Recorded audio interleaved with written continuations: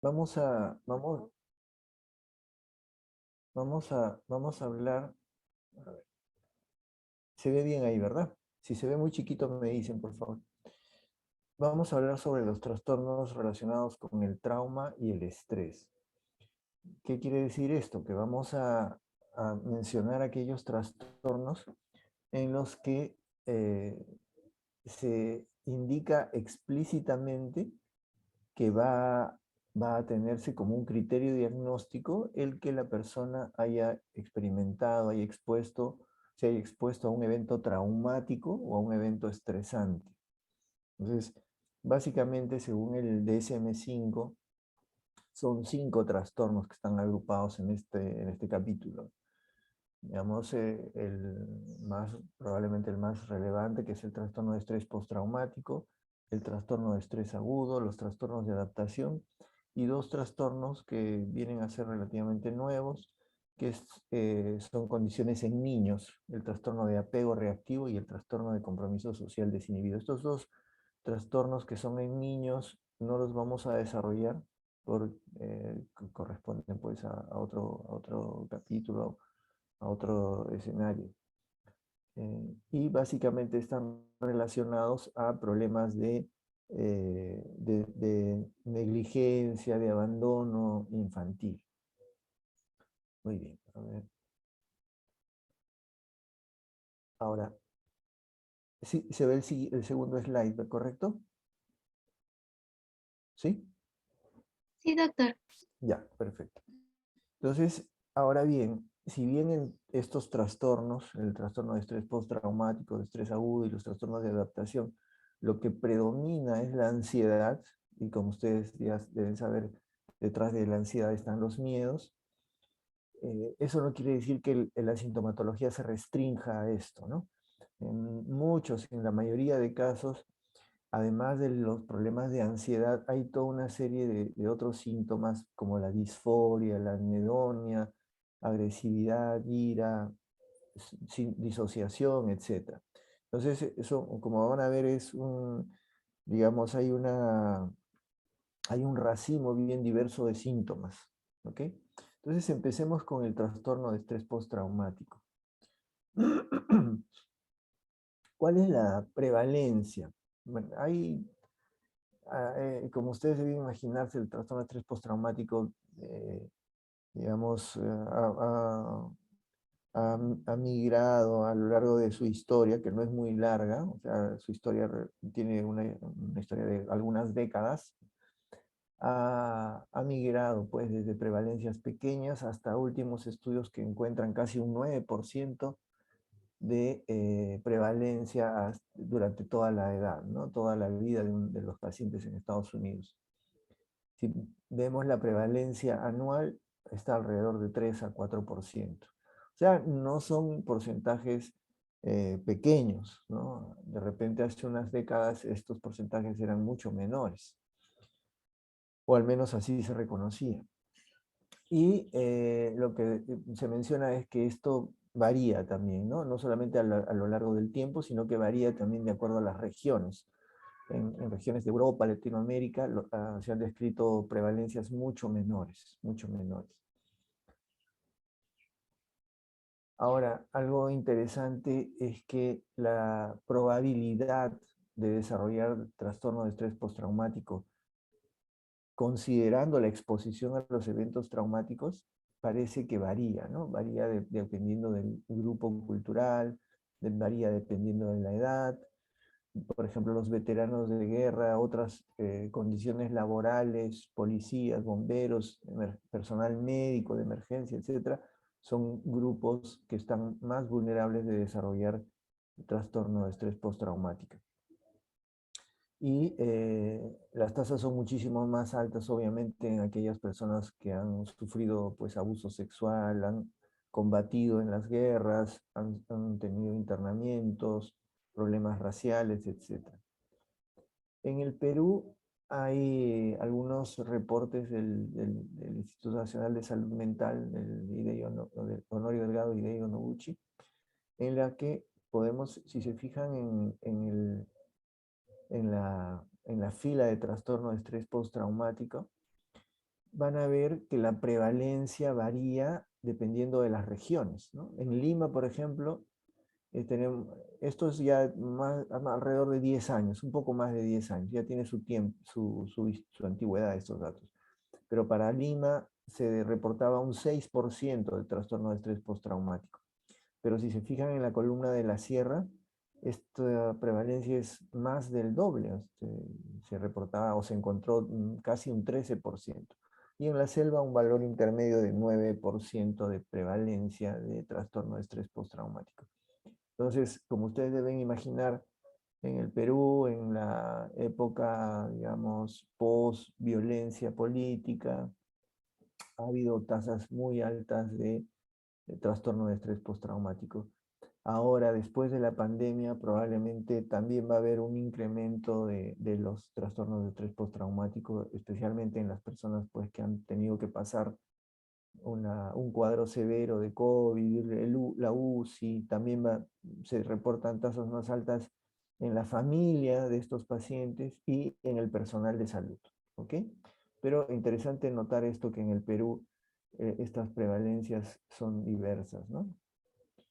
Ok, ahora, ¿en qué consiste el trastorno de estrés postraumático? Hay una serie de criterios que se tienen que cumplir sí o sí, ¿no? Ustedes saben que con las clasificaciones diagnósticas lo que se busca es homogenizar criterios diagnósticos y que el mismo paciente reciba el mismo diagnóstico aquí o en Europa o en, qué sé yo, en México, etcétera, ¿no? O sea, ese intento de homogenizar los criterios es muy importante, ¿no? Entonces, en relación al trastorno de estrés postraumático y siguiendo la línea del DSM-5, el primer criterio que es siempre los criterios están agrupados, ¿no? El criterio los criterios del grupo A es obviamente que la persona tiene que haber estado expuesta a un peligro real de muerte o de lesión grave o de daño a su integridad física, ¿no? O sexual. Entonces, ese criterio obviamente tiene que cumplirse, ¿no? Tiene que haber una exposición a un evento de gravedad, ¿no? En el que está peligrando su integridad. Ahora, no solamente experimentar directamente, sino que se ha relajado un poco los criterios y ahora se amplía a que no solamente seas tú el que sufre el evento traumático, sino el que pueda ser de repente el testigo del evento, digamos, terrible que le haya podido ocurrir a otra persona. Esto es interesante y el quiebre en este criterio diagnóstico de permitir que los testigos también puedan ser susceptibles de trastorno de estrés postraumático se dio con el ataque a las Torres Gemelas. El ataque a las Torres Gemelas en Estados Unidos, en Nueva York, fue televisado, ¿no? Entonces, en la televisión pública y a nivel mundial se pudo ver en tiempo real cómo es que un avión se estrellaba directamente con una de las torres, se pudo ver cómo la gente que estaba, digamos, prisionera en esas torres no podía salir, se veía cómo sufrían, se veía cómo se lanzaban de las torres. Entonces fue un episodio sumamente dramático. Y lo que se observó es que muchas personas que vieron el evento en vivo y por la televisión desarrollaron luego de lo que conocemos como un trastorno de estrés postraumático.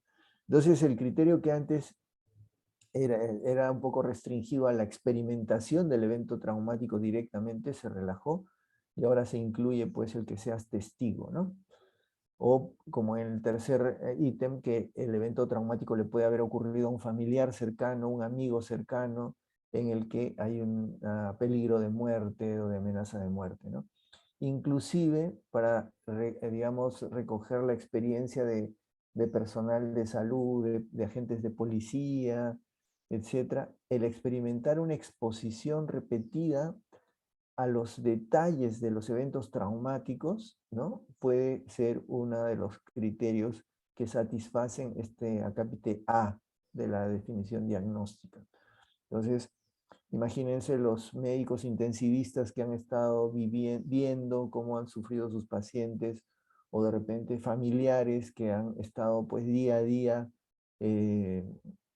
teniendo contacto con los detalles, ¿no es cierto?, de sus familiares, etcétera, pueden o están en la posibilidad de desarrollar un trastorno de estrés postraumático.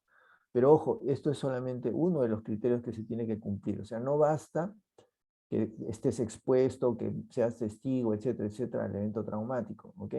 En realidad, en otros estudios se ha visto que entre las personas que están expuestas a un evento traumático, alrededor de la tercera parte hace un trastorno de estrés postraumático, ¿no? O mejor dicho, entre las personas que se exponen a un evento traumático, de todas aquellas que desarrollan un trastorno emocional o mental, una tercera parte desarrolla un trastorno de estrés postraumático. Hay otros que hacen depresión u otros trastornos de ansiedad. Pero bueno, entonces este es el criterio A, que tiene que haber un evento traumático o que seas testigo, etcétera, etcétera. El otro criterio que se tiene que satisfacer es el criterio del grupo B. ¿A qué se refiere? Que tiene que haber síntomas de intrusión, de reexperimentación en relación al evento traumático. Aunque sea uno de estos síntomas, por ejemplo, recuerdos angustiosos recurrentes, involuntarios, intrusivos, relacionados al evento traumático. Las pesadillas, ¿no? Pesadillas relacionadas al evento traumático. Una persona que ha sido víctima de violación en sus pesadillas va a volver a soñar que está siendo atacada, por ejemplo, ¿no? O pueden haber reacciones disociativas en las que la persona siente o actúa, ¿no? Lo que se llaman una reexperimentación, como si retrocediera en el tiempo y estuviera volviendo a ocurrir el evento traumático, ¿no? A veces tienen como flashbacks, es como que lo vuelven a vivir y están viendo la escena.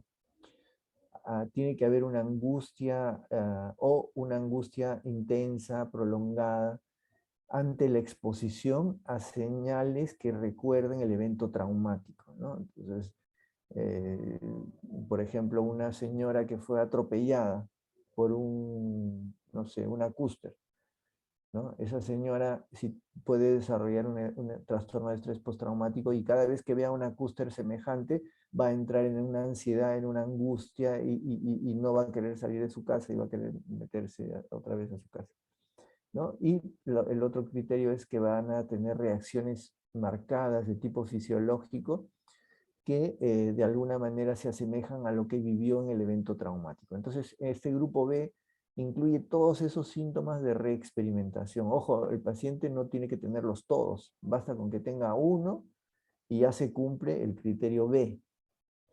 Luego viene el criterio C, que tiene que ver con la evitación.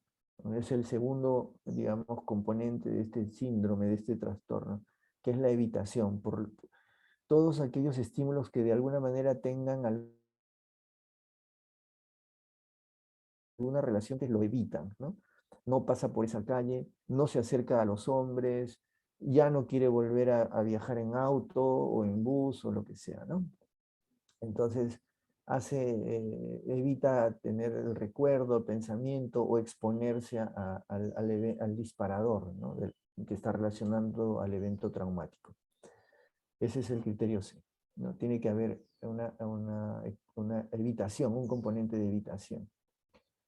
El componente D está relacionado con alteraciones cognitivas y del ánimo, ¿no? Que están relacionados obviamente al evento traumático, ¿no? Por ejemplo, hay personas que no recuerdan parte de lo que se vivió, ¿no? Recuerdan de repente el inicio del evento traumático y después hay un silencio, un vacío en la memoria y después aparecen en otro lado, ¿no? Entonces, hay, como se diría, un blackout, no recuerda esa escena.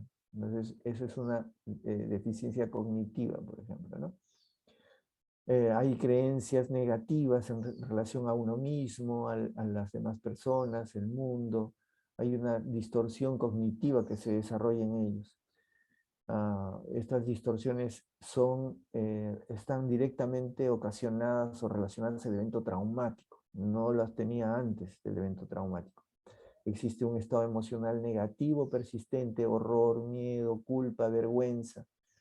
hay una disminución marcada del interés en participar en actividades significativas, ¿no? Entonces el joven deja la universidad, o la chica abandona el trabajo, ¿no? O la señora jubilada de la tercera edad, de repente que hacía sus actividades sociales por aquí y por allá, simplemente deja de salir de la casa, se encierra, se enclaustra en su domicilio. Entonces hay un desinterés y un enclaustramiento en sí mismo. Y hay una incapacidad de experimentar emociones positivas, como satisfacción, felicidad, etcétera, etcétera, etcétera, ¿no? Entonces, todo este componente también tiene que darse, ¿no? No, como les digo, no todos tienen que estar presentes, pero en este caso por lo menos 2 o más de estos 7 criterios del grupo D. Finalmente, en el grupo E, digamos como síndrome,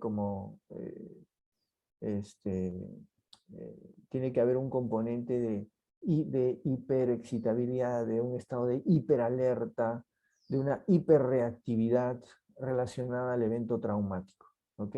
Por ejemplo, ira, irritabilidad cuando ve algo, o agresión verbal, comportamiento autodestructivo, hipervigilancia, ¿no?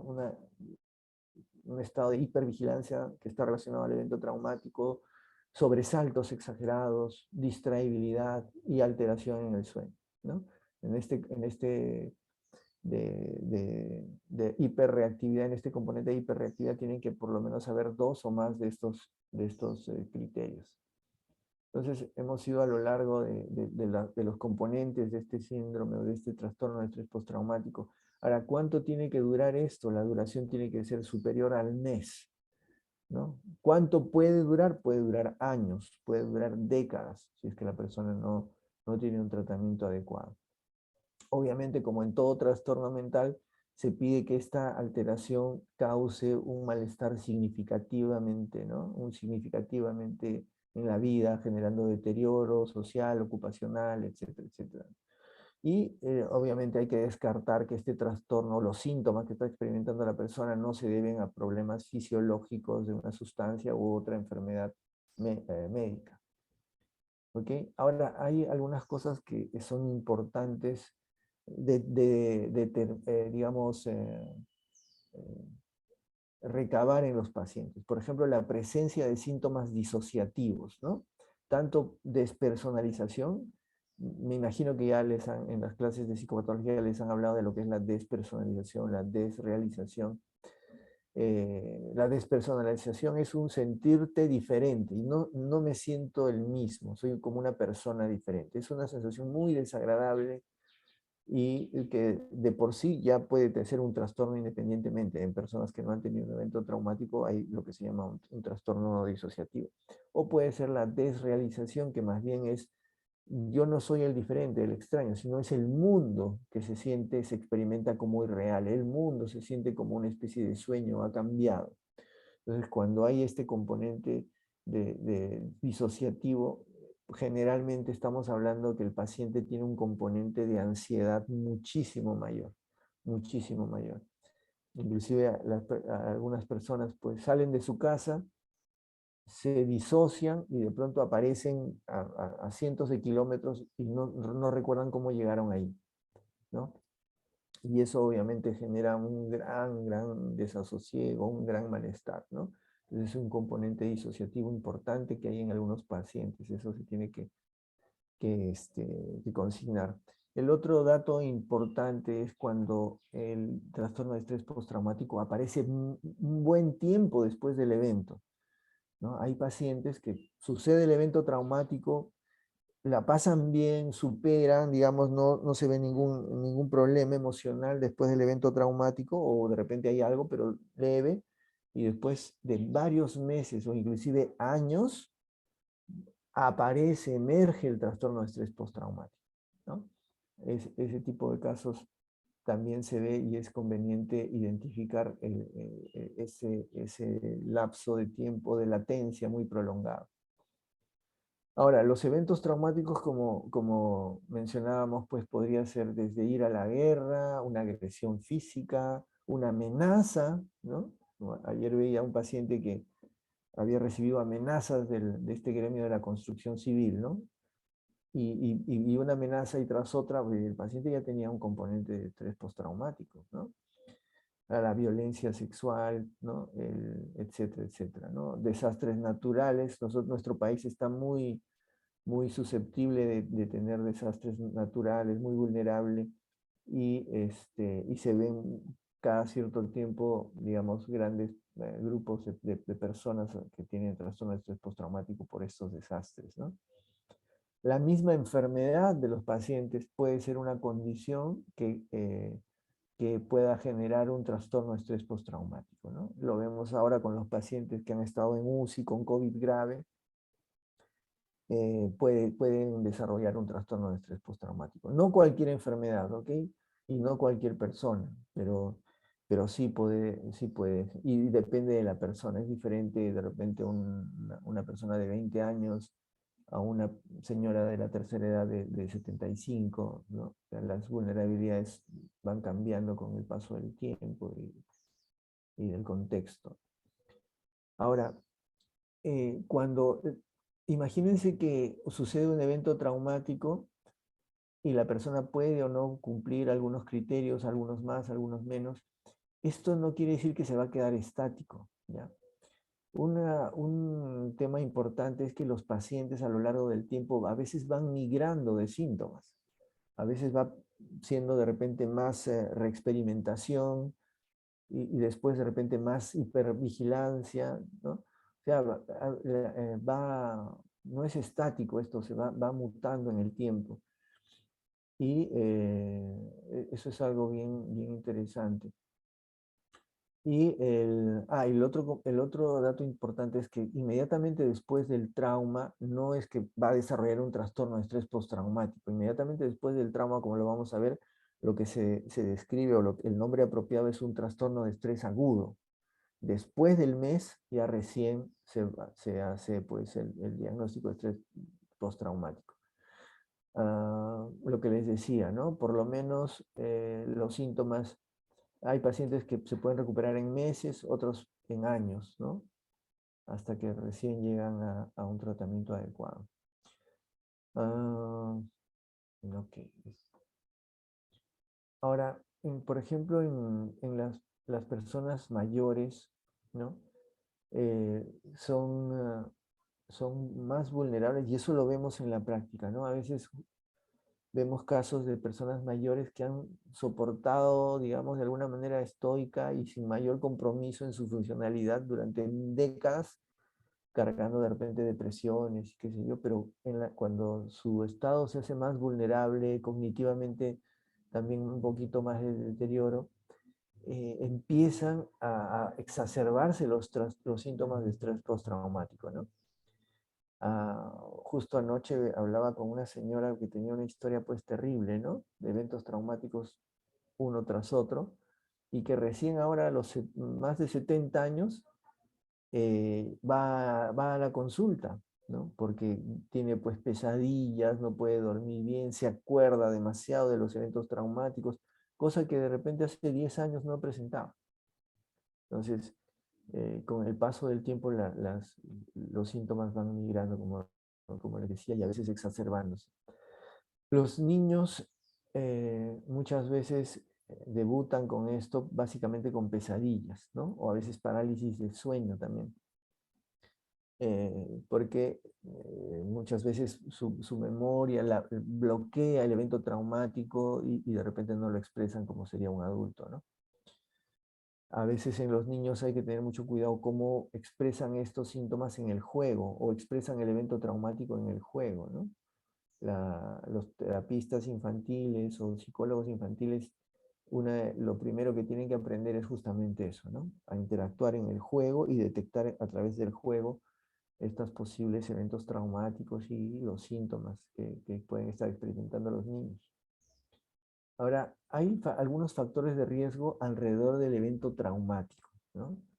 Por ejemplo, es claro que a mayor grado del trauma, a mayor gravedad, a mayor dosis del trauma, va a haber una mayor probabilidad de trastornos de estrés postraumático, ¿no? Mientras hay una mayor amenaza a la vida, hay mayor estrés postraumático. El hecho de que haya lesiones corporales, físicas, es un factor de riesgo, ¿no? Que haya violencia interpersonal, ¿no? Y más todavía si es el cuidador, o en niños y en ancianos también hay más riesgo de estrés postraumático. Los militares tienen mayor riesgo, tanto por producir actos de violencia como también ser víctimas, ¿no? El estar en la guerra.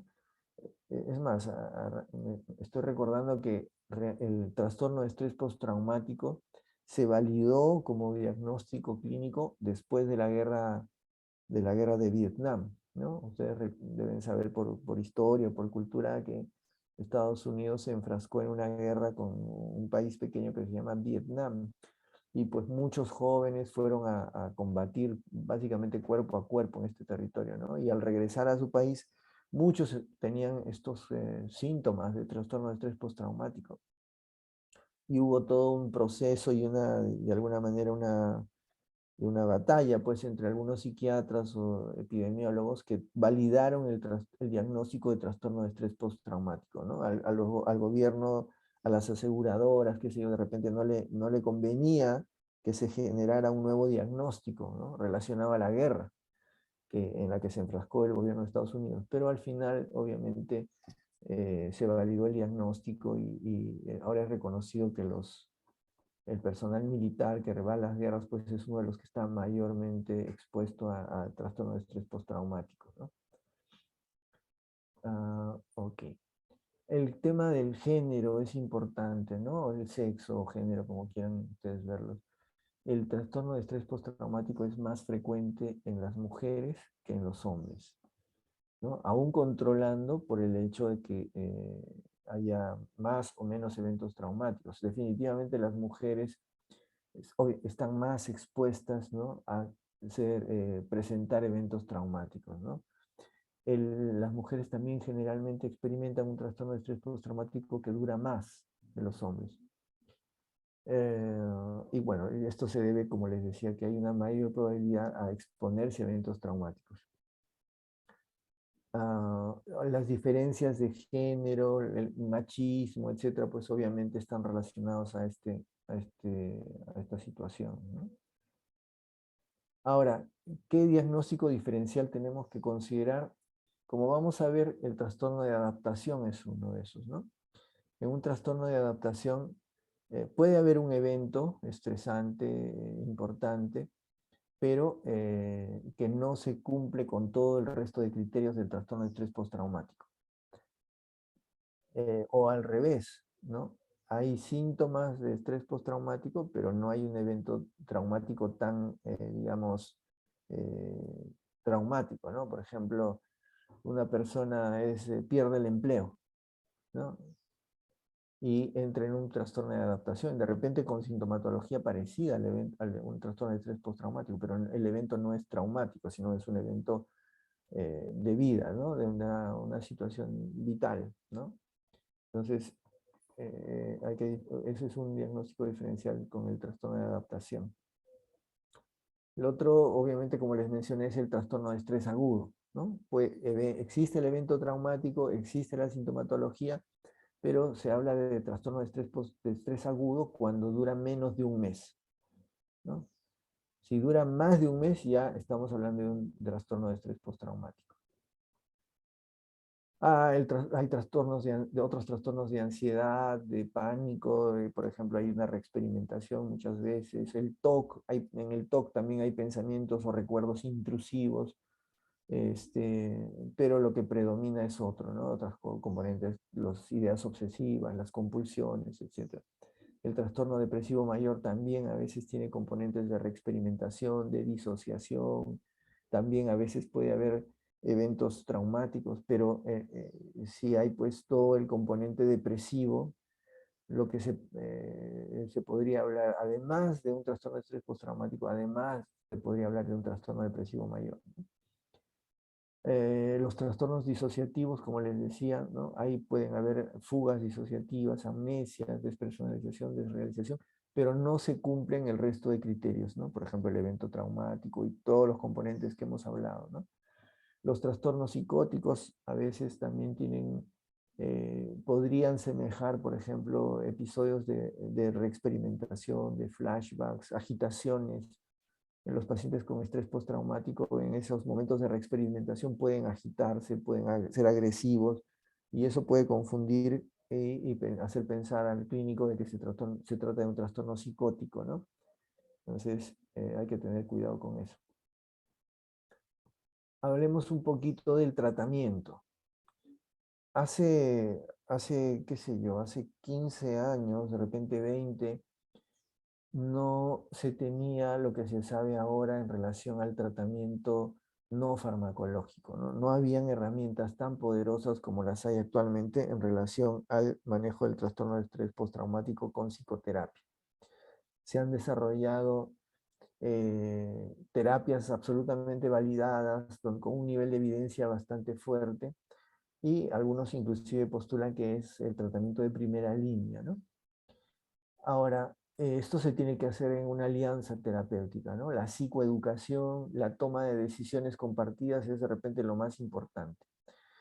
Hay manuales individualizados, enfocados en el trauma, protocolizados, etcétera, que serían la primera línea en el tratamiento de trastorno de estrés postraumático.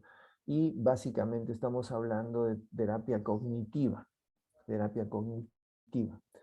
Ahora, hay una técnica que es el EMDR, que es de la desensibilización y la reestructuración a través de los movimientos de los ojos. ¿Ya? Es una técnica que tendrá no más de un par de décadas, será 15 años a lo más.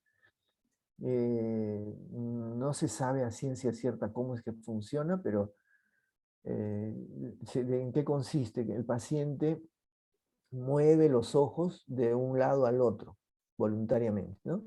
A veces se usa pues algún accesorio para hacer que los ojos, con la cabeza fija, el ojo se mueve de izquierda a derecha, ¿no? Como un péndulo. Y mientras hace eso voluntariamente con los ojos, va narrando, va haciendo una narrativa relacionada al evento traumático y va reestructurando el evento traumático. Hasta ahora no se sabe a ciencia cierta cómo es que funciona esto, pero la cosa es que funciona y las mejorías son muy significativas.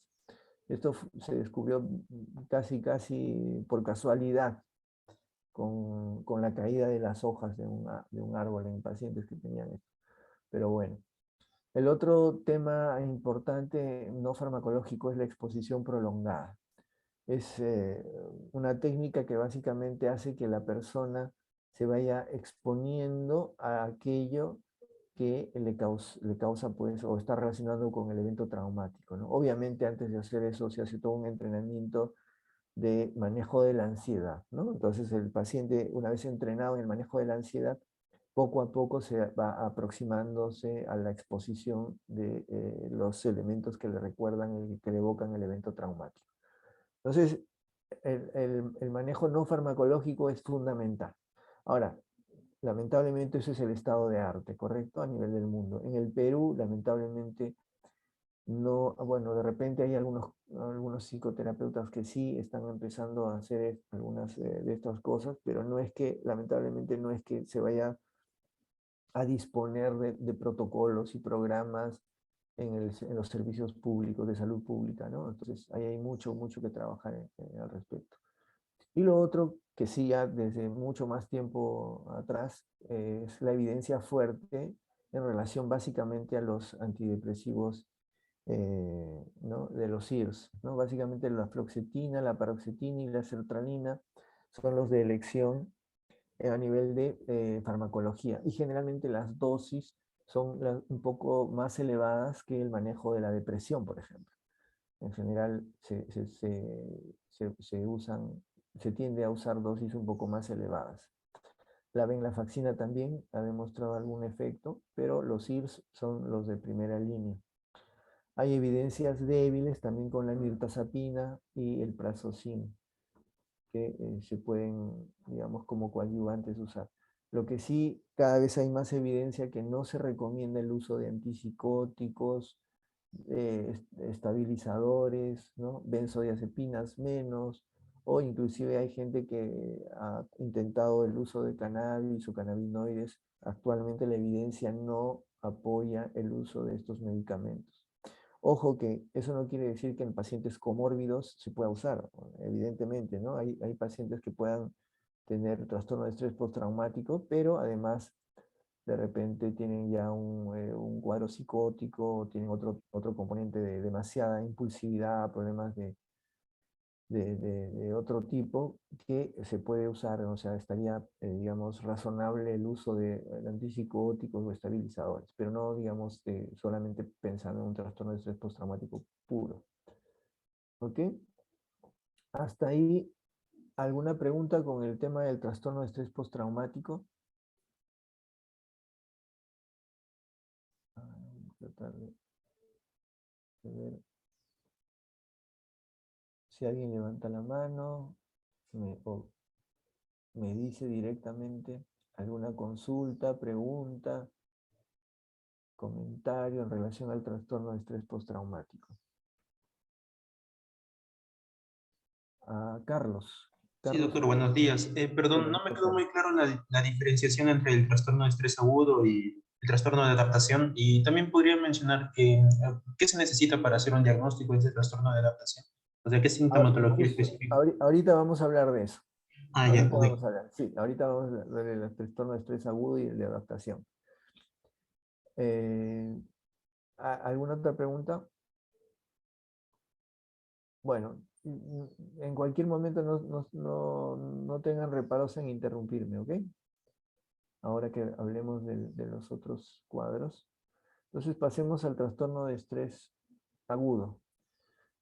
En el trastorno de estrés agudo estamos hablando básicamente de lo mismo, pero el tema es un tema de tiempo. Igual, en el grupo A hay la exposición a un evento que compromete tu muerte, tu integridad física, lesiones, violación, etcétera, ¿no? También pues lo experimentas directamente, puedes ser testigo, o sea, las mismas consideraciones que lo que hablamos en relación al trastorno de estrés postraumático. Entonces, está el evento traumático y tu participación en relación al evento o a los eventos traumáticos, ¿no?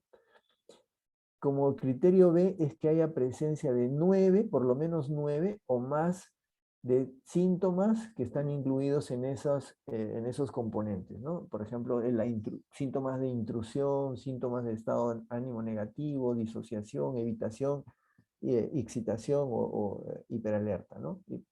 Entonces, tienes 9 o más de síntomas que están incluidos en estos grupos que los hemos descrito, ¿no? Por ejemplo, los síntomas de intrusión son los recuerdos angustiantes, intrusivos, involuntarios, las pesadillas, los flashbacks, ¿no? Las disociaciones que pueda tener, la angustia y la marcada reacción fisiológica respecto a algunas señales relacionadas al evento traumático. Todo eso son el componente de intrusión, de reexperimentación, ¿no? El componente del ánimo negativo, ¿no? La incapacidad de experimentar emociones positivas. Esto es bien dramático. De repente no lo resalté al hablar de trastorno de estrés postraumático. Muchos pacientes, de repente, de lo que más sufren una vez que ya están en tratamiento, están más estables, sufren mucho de esto, de que no sienten, dicen, estoy neutra o estoy neutro, estoy como muerto en vida, no tengo satisfacción, no tengo felicidad, no tengo por nada. Es como que estuviera muerto o muerta, pero todavía respiro y camino, etc. Digamos, es un síntoma muy, en algunos pacientes muy discapacitante, muy doloroso. Los síntomas disociativos, ¿no? Que hemos hablado en la desrealización, despersonalización, la incapacidad para recordar un evento, una parte del evento traumático, ¿no? La amnesia disociativa.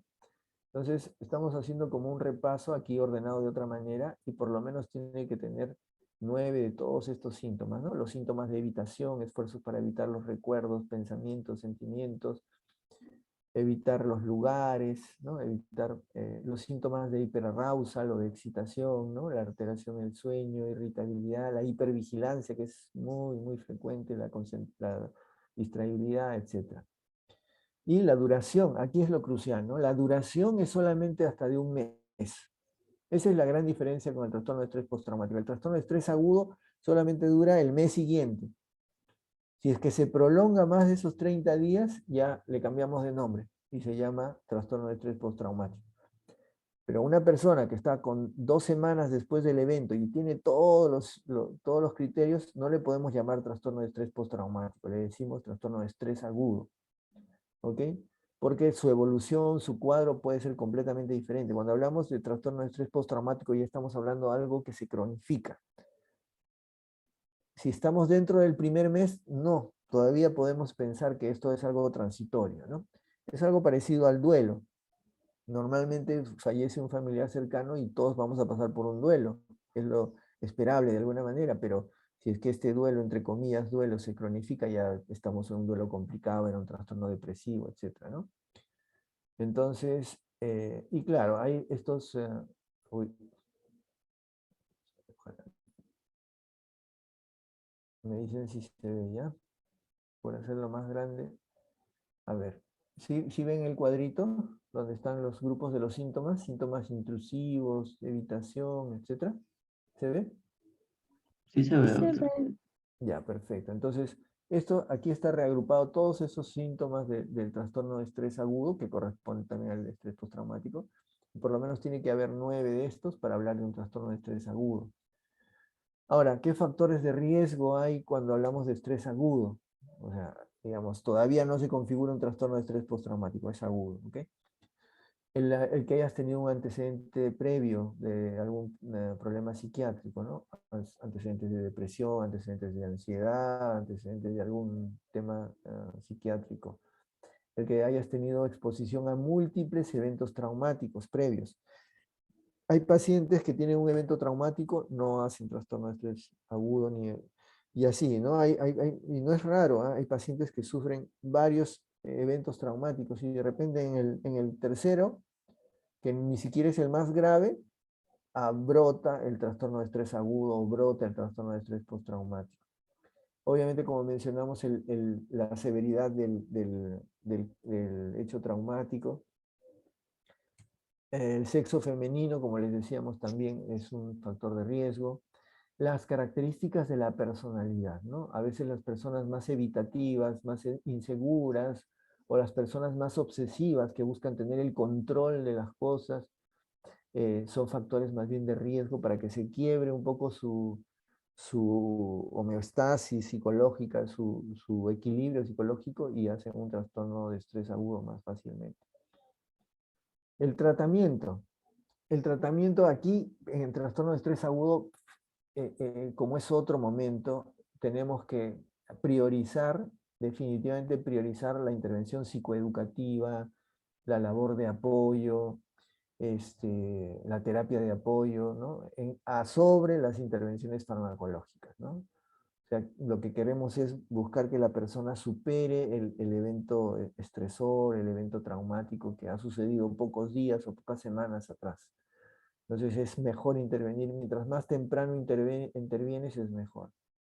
Por lo general, a veces los médicos lo que hacen es indicar benzodiazepinas, pero eso actualmente no se recomienda, ¿no? Salvo, digamos, no es que nunca, sino hay situaciones en las que puedes recetarlo, pues imagínense, no un insomnio pertinaz, qué sé yo, pero siempre recordar el uso de benzodiazepinas es por pocos días, máximo 7 días, porque al menos yo, no sé si mis colegas también, pero al menos yo estoy cansado de ver pacientes con dependencia, con adicción a las benzodiazepinas. Entonces, no abusar de las benzodiazepinas.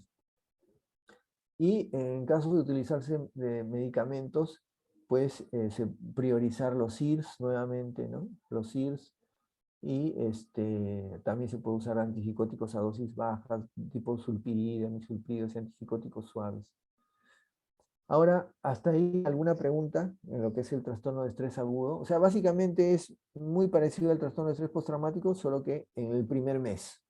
Si está el paciente en el primer mes, estamos hablando, no necesariamente se va a cronificar y va a requerir todo un tratamiento muchísimo más complejo.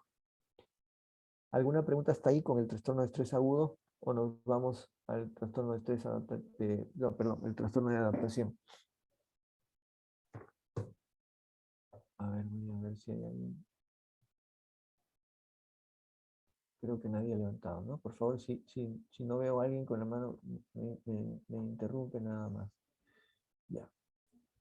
Entonces ahora pasemos a lo que es, también nos queda poco tiempo. Uy, ya no pasa esto.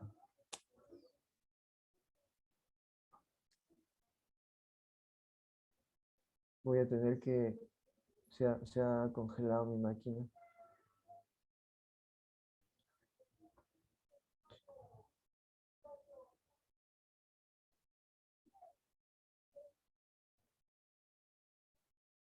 Ya.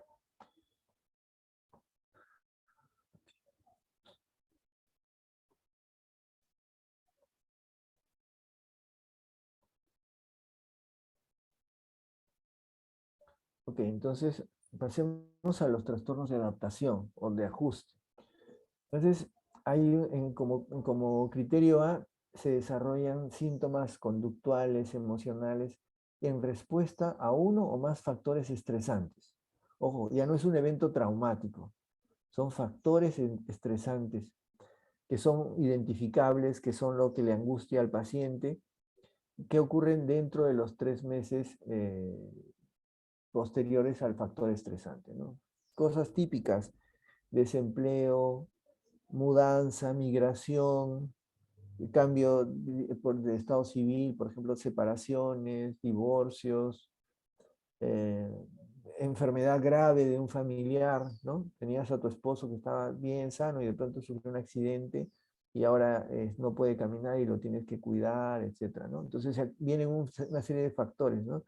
Tienes que cuidar al esposo, que ahora requiere de tu ayuda. Además tienes el componente económico, que ya no tienen el ingreso que tenían antes, entonces se suman. Por eso puede ser uno o más factores estresantes que generan un quiebre en la persona. Y aparecen síntomas o comportamientos por ejemplo, la angustia, ¿no? La angustia, el deterioro en la función social, ocupacional, esa angustia, esa preocupación, te dicen, ¿no? Y no los deja vivir tranquilos, no los deja trabajar, no los deja estudiar. Esta alteración relacionada con este cambio en la vida de la persona no cumple los criterios de otro trastorno mental. Eso es bien importante porque tú puedes ser despedido de tu empleo, de repente te divorciaste, te abandonaron, tu pareja te abandonó, etcétera. Pero si ya reúnes criterios de una depresión mayor, entonces ya no es el diagnóstico un trastorno adaptativo, ojo. El diagnóstico es trastorno de depresión o trastorno depresivo mayor. ¿Ok? Si después del desempleo, de la separación, el divorcio, lo que sea, tú ya tienes criterios diagnósticos de un trastorno de pánico, ya no es trastorno adaptativo, sino es un trastorno de pánico. Entonces, este diagnóstico de trastorno adaptativo solo queda cuando no reúne criterios de otro trastorno mental. ¿Ok? O es la exacerbación de un trastorno mental preexistente. Tienes que descartar que no sea un duelo, ¿no? O sea, la pérdida, ¿no? La pérdida de un familiar, ¿no?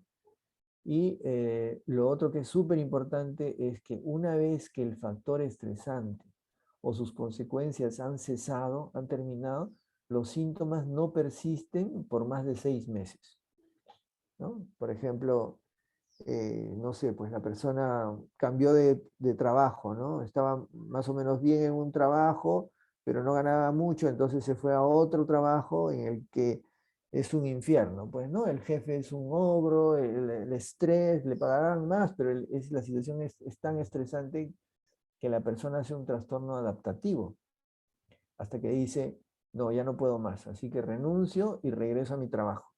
Después que regresa a su anterior trabajo, los síntomas pueden persistir un poco más, pero nunca pues varios meses después de eso.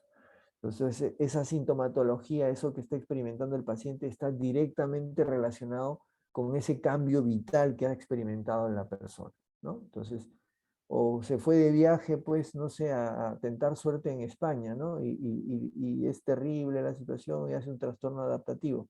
regresa al Perú, se va el trastorno adaptativo. ¿Ok? Entonces está directamente relacionado con ese factor estresante. Ese es el concepto de un trastorno adaptativo. ¿Ok? Hay que especificar qué tipo de trastorno adaptativo es. O sea, hay personas que hacen un trastorno adaptativo con ánimo deprimido. No quiere decir que sea un trastorno depresivo. Ojo, recuerden que si hay criterios de depresión, entonces el diagnóstico es una depresión. Hay otros que lo hacen más que nada con ansiedad, con nerviosismo, preocupación, insomnio, ¿no? La mayoría hace estados mixtos, donde hay un poco de ansiedad, un poco de depresión. Pero ojo, es un trastorno adaptativo. Hay algunos en los que predomina la alteración de la conducta, ¿no? Están en lentitud, ¿no? Aceleración psicomotora, y también hay cuadros mixtos de emociones y conducta, ¿no? Pero digamos lo más común es que presenten ánimo deprimido o con ansiedad o mixto, ansioso depresivo. Ahora, ¿qué es lo que se hace o se debería hacer principalmente en estos casos? Voy a tener que agrandar, aunque después se congele la... Miren, básicamente es ayudar a la persona, o sea, se puede trabajar en dos componentes. Uno sobre el factor estresante. Imagínense, pues, no sé, vino el COVID y perdió el empleo y está en una grave crisis económica, ¿no? Entonces puedes trabajar o apoyar al paciente, ya no trabajo médico necesariamente, sino apoyar al paciente en relación a ese estresor, a ese cambio vital, y ahí entra pues la ayuda gubernamental, el trabajo social, la terapia de familia, o sea, aquello que está apuntando a ayudar a esa persona en relación al factor estresante que está pasando, ¿no? A un migrante, pues darle de repente seguro de salud para que pueda acceder a la salud, eh, apoyos para que pueda tener trabajos eventuales, qué sé yo, ¿no? O sea, hay que apoyarlo en relación al factor estresante. Eso es súper importante. Y no necesariamente es médico, sino ya es más del soporte, de las redes de soporte de la comunidad.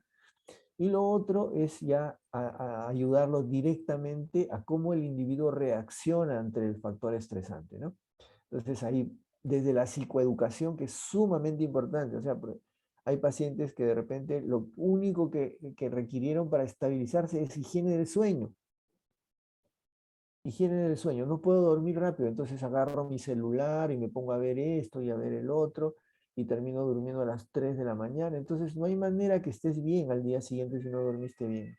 Entonces la psicoeducación, ¿no? Biblioterapia, relajación, hacer deporte, salir a caminar, distraerte. De repente distraerte en algo que te agrada, aunque no te paguen por eso, pero eso te va a ayudar a que estés mejor emocionalmente, ¿no? La intervención en crisis, que ya es una aproximación psicoterapéutica, ¿no? O sea, ya es trabajo del psiquiatra o del psicólogo que tiene capacitación en intervención en crisis, a veces ayuda mucho, le ayuda al paciente a ver las cosas de una perspectiva diferente, ¿no? De repente ayudarlo a que el paciente, en vez de estar, digamos, figurativamente llorando porque perdió el trabajo que tenía en esto, pues hacerle ver la oportunidad de repente empezar una cosa diferente, ¿no? O sea, se cerraron algunas puertas, pero de repente se abren otras, ¿no? Y bueno, hay líneas terapéuticas básicamente de la línea cognitiva conductual, ¿no? Lo que es aceptación y afrontamiento, mejorar la autoeficacia, el autoconcepto, etcétera, ¿no? O sea, hay componentes de intervención psicoterapéutica y de psicoeducación para apoyar al individuo a sobrellevar, a superar ese momento o esa época donde vive este estresor, ¿no es cierto? Entonces, básicamente eso quería mostrarles. Ahora ya se congeló mi pantalla. Un ratito.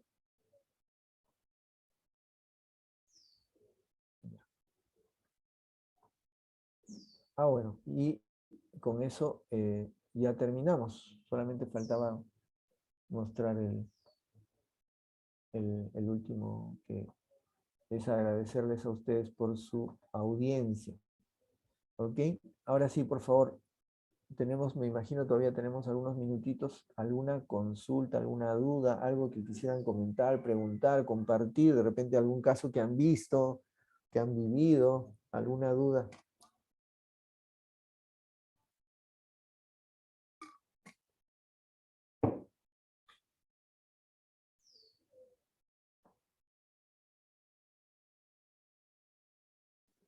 Buenos días, doctor.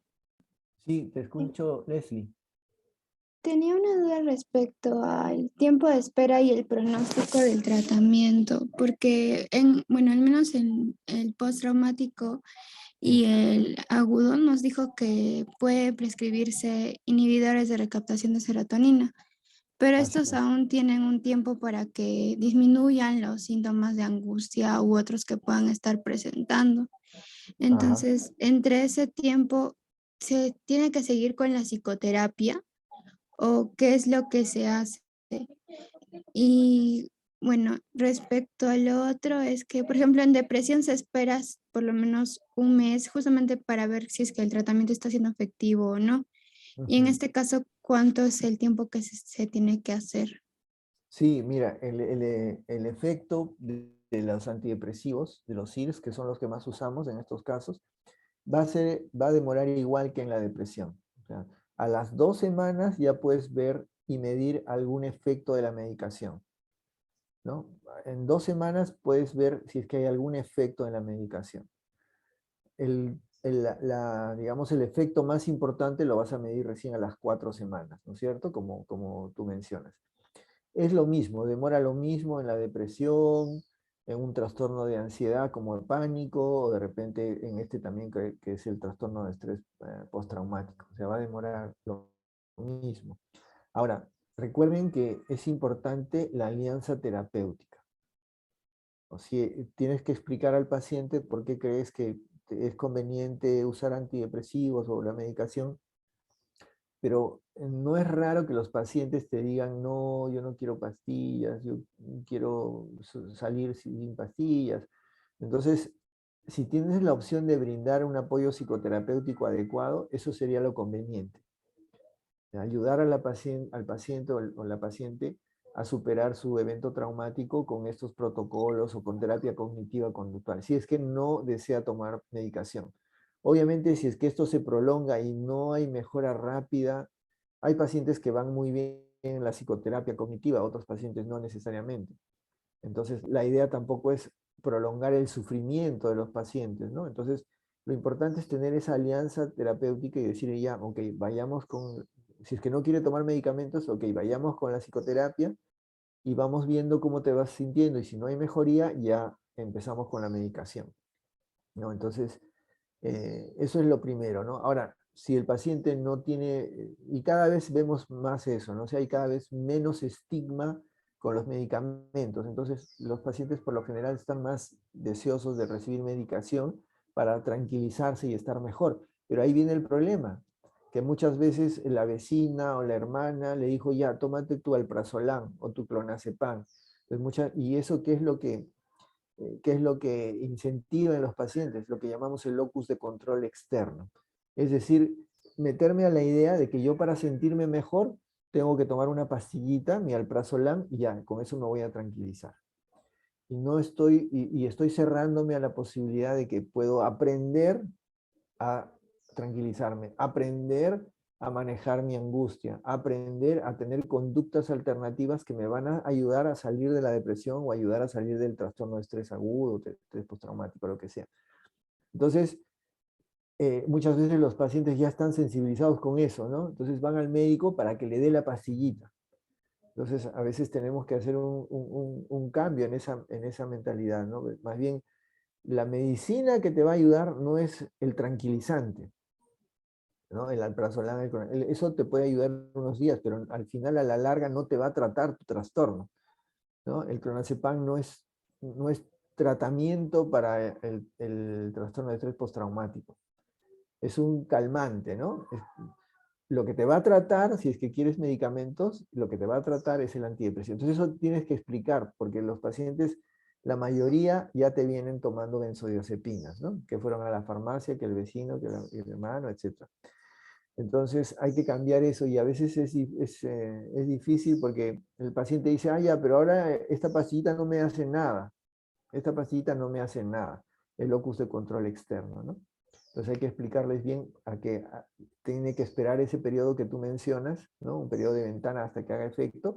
Y en ese periodo, si es que es posible, es súper importante la psicoterapia. ¿no? Todo lo que hemos hablado, ¿no? Desde el manejo de la ansiedad, autoconcepto, etcétera, etcétera. Todo lo que, cuando hacemos psicoterapia, recuerden, es dirigido a la persona, es centrado a la persona, ¿no? Y claro, o sea, durante ese periodo la psicoterapia le va a ayudar bastante, ¿no? Al paciente. Algunos más, algunos menos. No sé si respondí, Leslie. Sí, gracias, doctor. Ok, ¿alguna otra pregunta?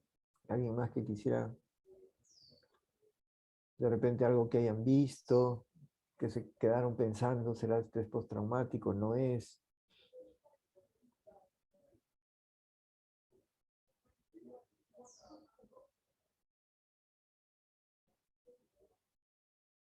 ¿No más preguntas? Ok, jóvenes, entonces lo dejamos ahí. Me despido, gracias por su atención. Gracias, doctor Ocampo, por su apoyo. Y nos vemos pronto. Hasta luego. Gracias, doctor. Gracias, doctor. Gracias, doctor. Gracias. Gracias.